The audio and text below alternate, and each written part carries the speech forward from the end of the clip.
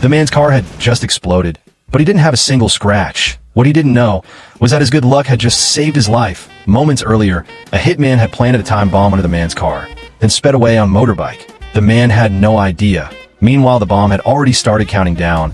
Suddenly, a buzzing bee flew into the car. The man waved his hands trying to chase it out, but the bee refused to leave.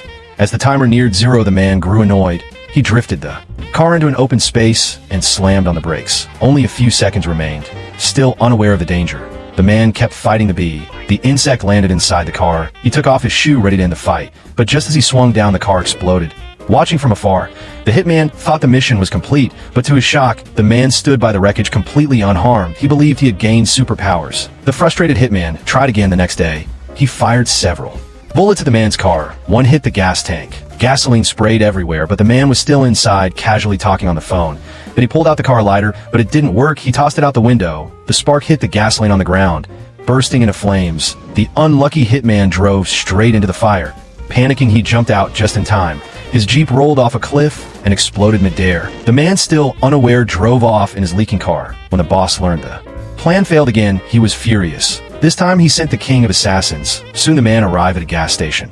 The killer had already followed him. He raised his arm and a sharp blade sprang from his sleeve. The killer said this mission was too easy, but the man had no clue danger was near. A gas station worker noticed a small hole in the car and plugged it with chewing gum. The man went to rinse his face with a water hose. Meanwhile, the killer pulled out a cloth soaked in knockout gas and crept up behind him.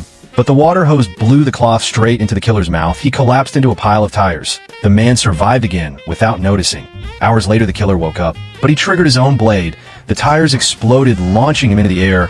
He crashed hard onto the roof. That was the end of the Assassin King. The boss finally realized how serious the problem was. This time he decided to handle it himself. He sneaked into the man's house and waited behind the door. When the man and his family came home, the boss jumped out with a gun pointed at him. The man said he didn't know anything. That made the boss even angrier. Just as he was about to shoot, the man's father opened the door right in the boss's face, knocking him out cold. This story teaches us one lesson. Never stand behind a door. You already know how that ends.